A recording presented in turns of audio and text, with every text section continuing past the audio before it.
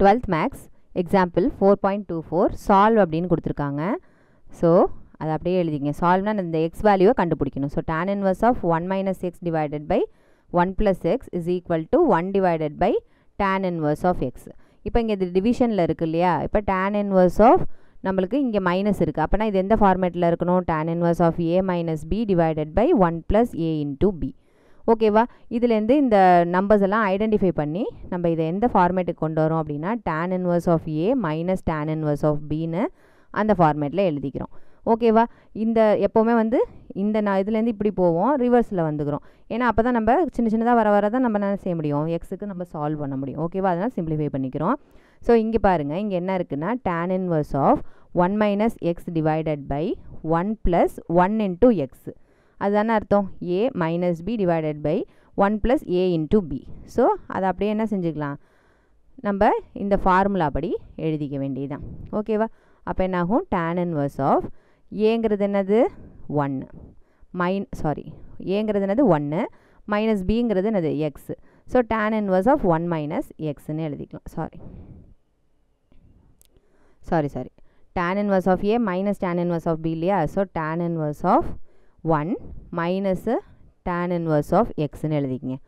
ஓகேவா? Which is equal to right hand சைடில் இருக்கிற 1/2 tan inverse ஆஃப் எக்ஸ். ஓகேவா?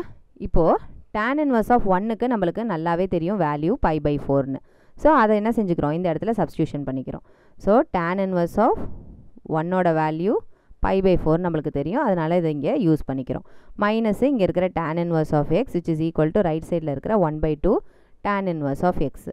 அப்போ எக்ஸ் தான் வேணும், எக்ஸ் எல்லாம் ஒரு சைடு எடுத்துகிட்டு போயிடுங்க, மீதி இருக்கிற நம்பர்ஸ் எல்லாம் அப்படியே இருக்கட்டும். ஓகேவா? So π/4 is equal to 1/2 tan inverse of x. இங்கே மைனஸ் tan inverse ஆஃப் எக்ஸை அந்த பக்கம் எடுத்துகிட்டு போயிடுறேன், ப்ளஸ் tan inverse ஆஃப் எக்ஸ்ன்னு ஆகிடும். ஸோ இங்கே 1/2 tan inverse of x plus 1 tan inverse of எக்ஸ்ன்னு இருக்குது. அப்போ முன்னாடி இருக்கிற நம்பர்ஸை அடிஷன் பண்ணிக்கிங்க. ஸோ 1/2 ப்ளஸ் 1ங்கும்போது ஆர் 1/1 எல்சிஎம் எடுக்க எப்படி வேணாலும் செஞ்சாலும் அதே தான். 1ஐயும் 1.5 அரையும் கூட்டுறோம் 1.5. ஸோ 3/2 இல்லைனா கிராஸ் மல்டிப்ளை பண்ணிங்க. 1 2 சார் 2, 2 + 1 3, 3/2ன்னு போட்டுக்குங்க. 3/2 tan inverse of x equal to π/4. So இது இப்போ என்ன செஞ்சுக்கலாம், கேன்சல் பண்ணிக்கலாம். இங்கே 2ன்னு ஆகிடும். So tan inverse of x மட்டும்தான் நம்மளுக்கு வேணும். ஸோ இங்கே 3ஐ இங்கே கீழே கொண்டு வந்துடுறேன்.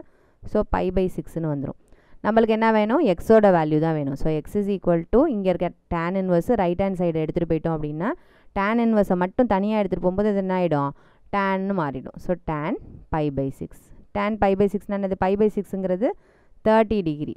டேனில் எப்போ 30 டிகிரி கிடைக்கும், 1/√3.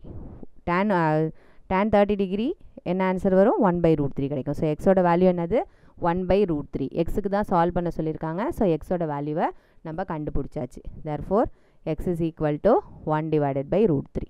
ஓகேவா?